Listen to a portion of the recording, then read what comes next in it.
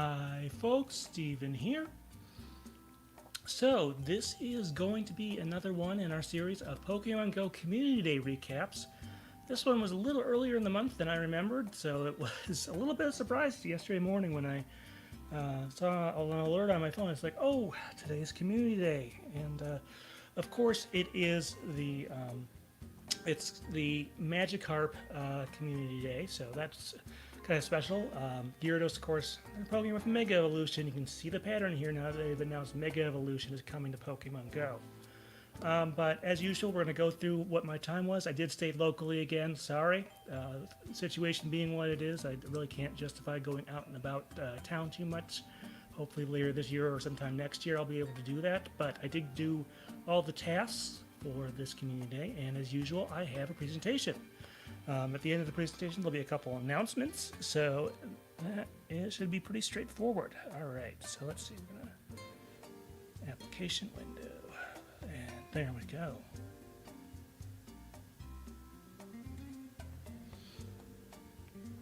All right, so obviously first slide is a nice black screen, and then Community Day weather. So those of you who've seen this before know that I usually try to give you an idea of what the weather is around here, even when I stay completely indoors. So let's see. Last Community Day, the 19th of July, I did update this for the actual ones that day. A high of 83, normal is 82. Low is 71, normal is 61, and then average wind speed of 7 miles per hour. And then let's see, Saturday, August 8th, 2020. Let's see, that was yesterday, of course, and we had a high of 88. Normal is 80. And a low of 68. Normal is 60. So definitely above average, really both days, but more pronounced this month on there. Average wind speed, by the way, 9.1 miles per hour, so a little bit windier. And of course, all this is from the National Weather Service. All right. So, yes, this is the Magikarp Community Day. So yeah, first off, it's kind of, I think, maybe, not entirely sure, the first time they've done a two-stage evolution line as the Community Day. Now, they might do that again, I suppose. Well, we're still waiting for the next generation of Pokemon to come out. That'd be the X and Y Pokemon, which would have Gorgeist, which would be a great choice, I assume, for what is it? For October this year. So we'll see how that goes. But a lot of the usual stuff. 5 surprise encounters with Magikarp in Go Snapshot. 3 times the usual Stardust for catching. And also there is a ticket. So yes, we do have the little story sequence that goes along. And as you can see here, this is called Making a Splash. Not maybe quite as literarily referential as last month's The Great Ghastly, but I did enjoy this. Of course, it runs the usual time, 11 a.m. to 5 p.m. local, and pretty self-explanatory. Didn't have any trouble buying because I did have room. This counts as an item in your inventory, so always be aware of that, but 99 cents. All right, so we had 2 freebie specials yesterday as well. First off, there was a one-time only Ultra Ball yesterday, 30 Ultra Balls for free, which is a pretty good deal considering you usually have to buy something pretty expensive. And then there's also the usual daily free box, which had a couple of Pokeballs, a Great Ball, and a potion. So some pretty decent stuff there, if I do say so myself. So nice of them to put out the Pokeballs or the Ultra Balls there. So. Alright, so the next thing we usually do is we compare the regular and shiny forms of the Pokemon involved.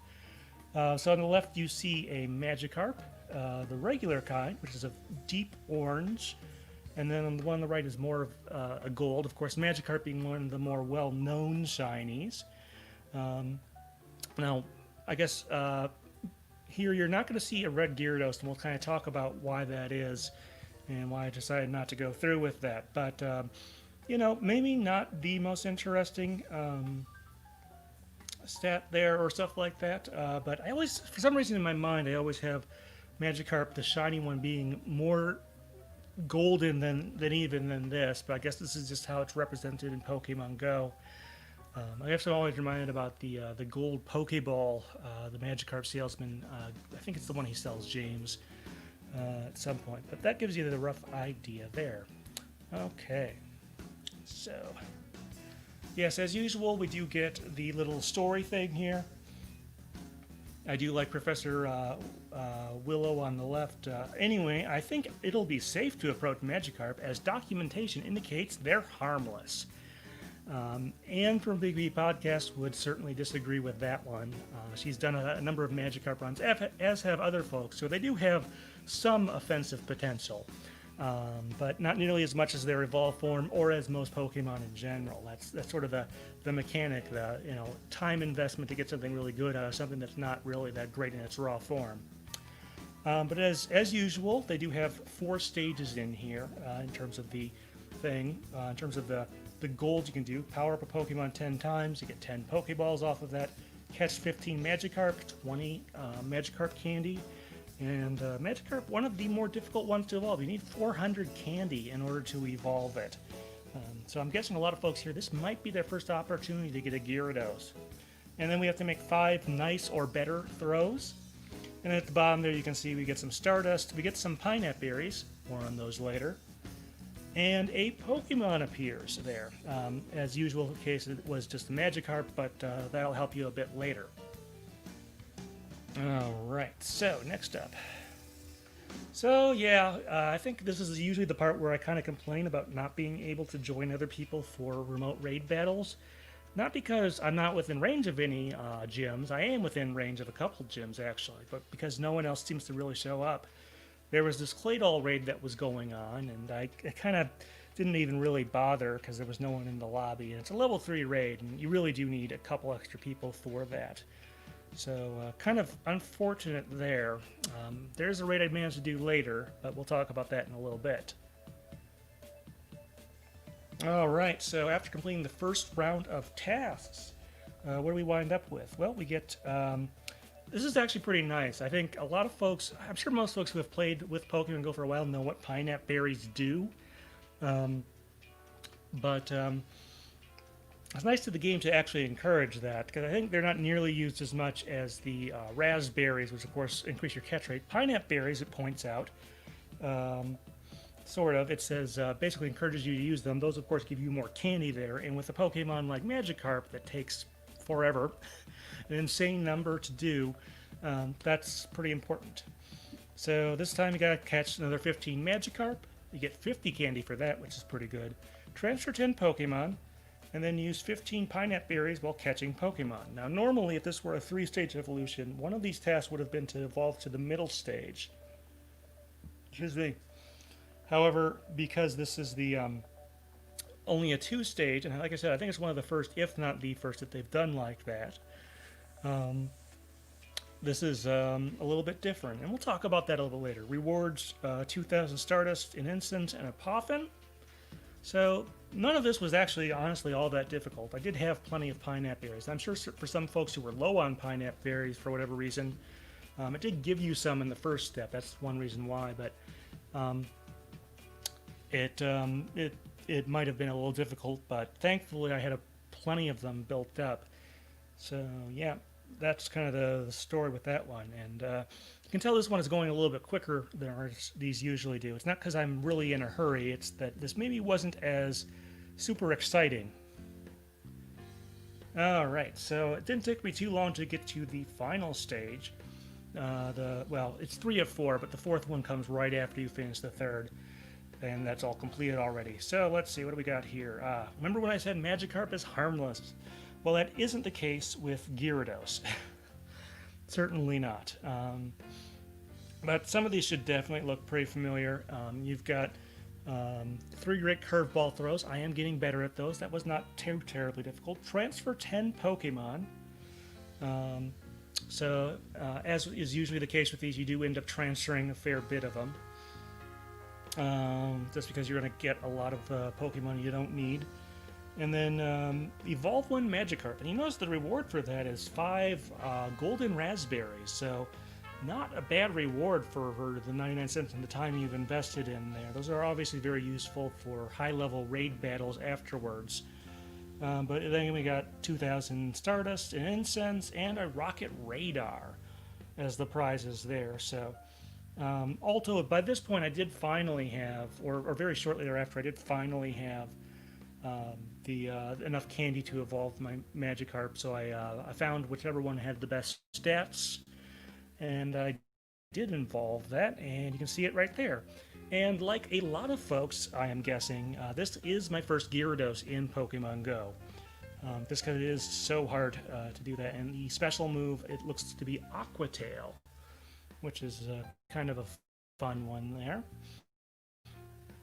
But yeah, you can see I'm still working on some of my Kanto Pokédex. I've got that pretty good. I've got over 100 of the 151 on there, so that's coming along nicely. I also managed to complete a couple other objectives. I got my daily research stamp and whatnot yesterday, so that all worked out. And you see there. Now, of course, the rest of this is kind of what you would expect. Let's see.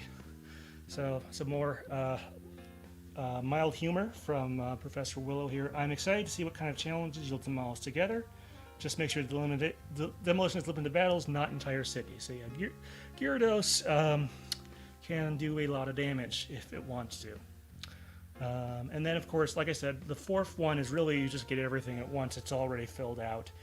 You get your claim reward, claim reward, claim reward. So we got 5,000 Stardust. We got 1,500 experience. Not bad. And then we got 5 silver Pinap berries. Now I think what those are combining a Pinap berry and a regular raspberry, I think, because I think they increase the catch probability and they give you more candy. So that makes this a little more valuable. Let's see, we got 2,000 Stardust. Once we're done with all of that, some rare candy.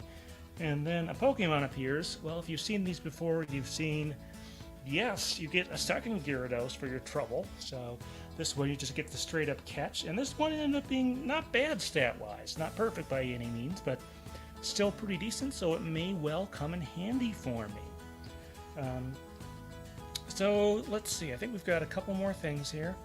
Yes, some other stuff. So, first off, I found it kind of funny that they, maybe it's just the resolution of my phone or what, but it says they use event-themed, and the D in every case goes on to the next line. So, word wrap, not sure exactly what's going on, but they did have the Ultra Bonus unlock that was left over from last month's Pokemon Go Fest.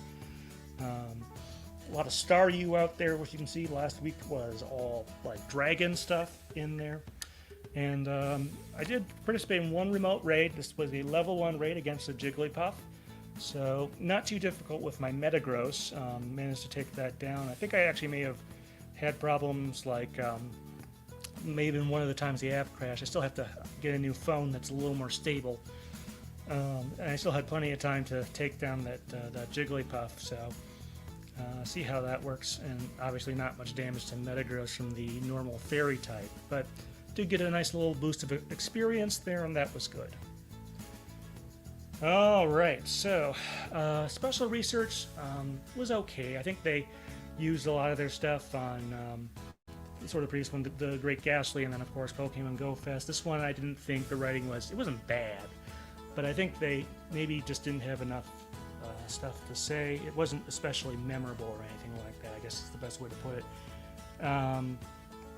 Now, if we are going to get more of these 2-stage, or who knows, maybe they'll even do 1-stage Pokemon in the future, who knows.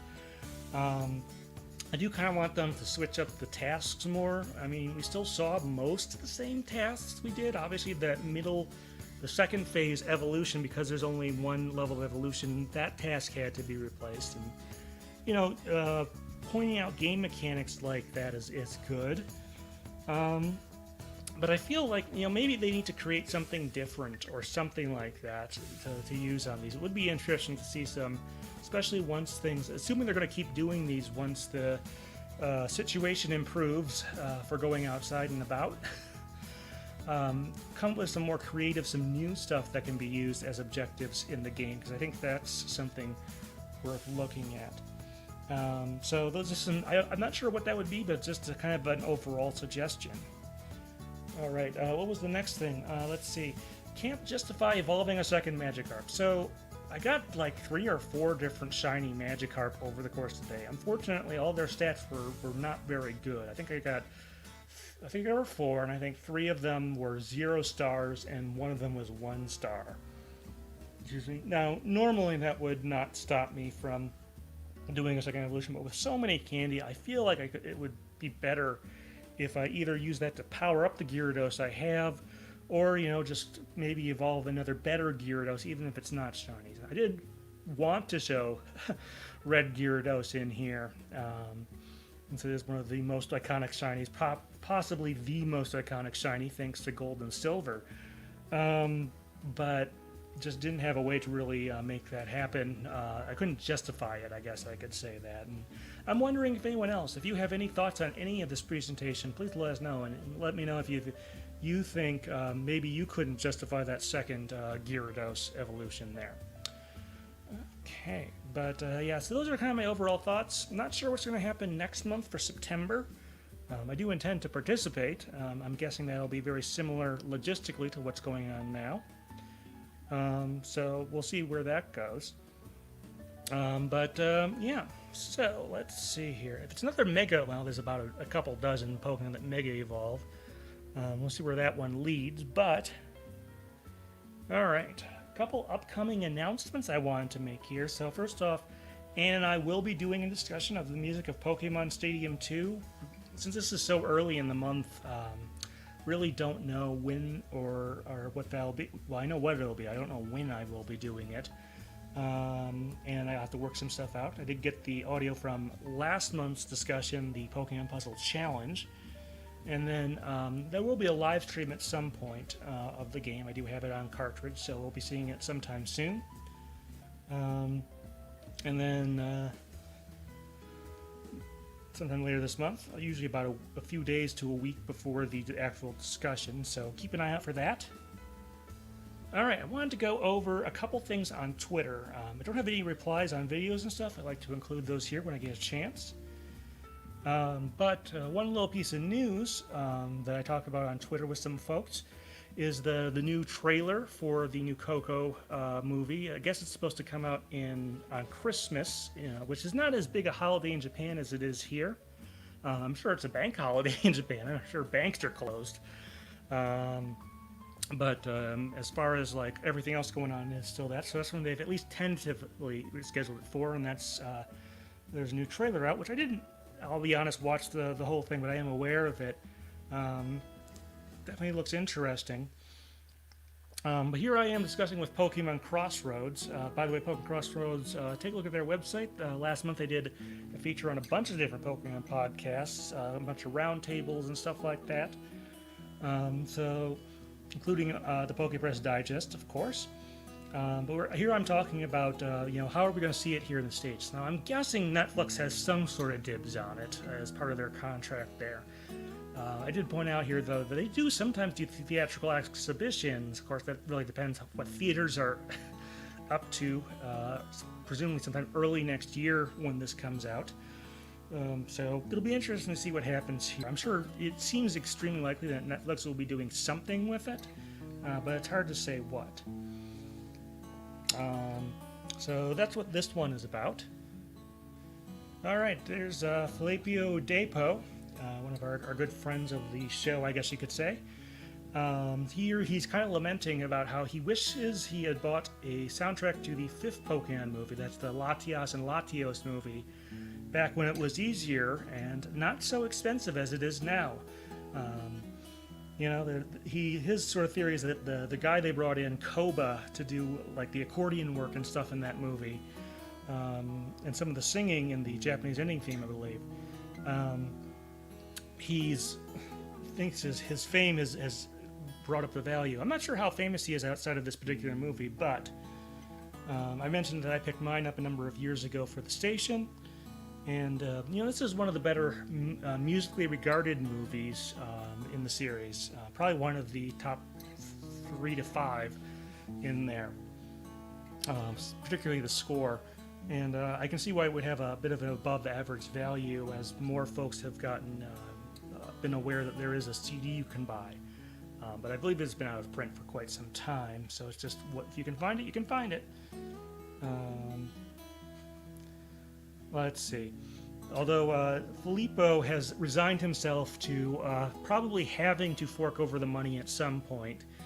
And he says that, even so, it doesn't have every track from the score of the movie. I'd have to double cross-reference. There's probably some stuff that's missing. But he is looking forward to acquiring it, despite how much it will cost. So I found that exchange kind of funny. Let me know if you want me to include more of these. And like I said, you can follow me on Twitter @PokePress. So I just want to give a quick shout out to that. All right, one or two more things, and then we can kind of wrap up here probably. All right, what's happening with the Pokecasters Network? Well, unfortunately, the guys who run it, or at least one of the guys who runs it, runs the Poke Science podcast as well, or Science Poke. I forget exactly which title they're going with, but he says he's finding himself very mentally exhausted. I mean, he has at least one kid, maybe two. I don't know, maybe more. I'm not sure exactly, but I know he has at least one. And he's been super busy. And I don't know. He's from Ohio. I don't know when their schools go back, but. Yeah, so that's why I really wish I had a schedule of raid nights for the month and stuff like that, but unfortunately at the moment I don't, which is too bad. But try to keep an eye on their Twitter, which is @Pokecasters, I guess, is a quick little shout out for that. All right, well that is the end of the slideshow. So yeah, Go Community Day. I did enjoy my time on it, but I do kind of wish maybe they couldn't think of too much else to write for it. I'm sure the Pokemon Company works with Niantic on these things to write them up. I'm glad it existed. It was still worth my 99 cents, but I do kind of hope to see more in the future. And if they're going to do more of these single-stage evolutions as time goes on, or maybe even some, like Pinsir. We could see Scyther and Scissor sometimes, and that would be interesting. And some of the other ones. Heracross is a region exclusive, so I'm not sure they would do that as a community day. But you get the idea. I do hope they come up with some more creative stuff for that. But otherwise, share your comments.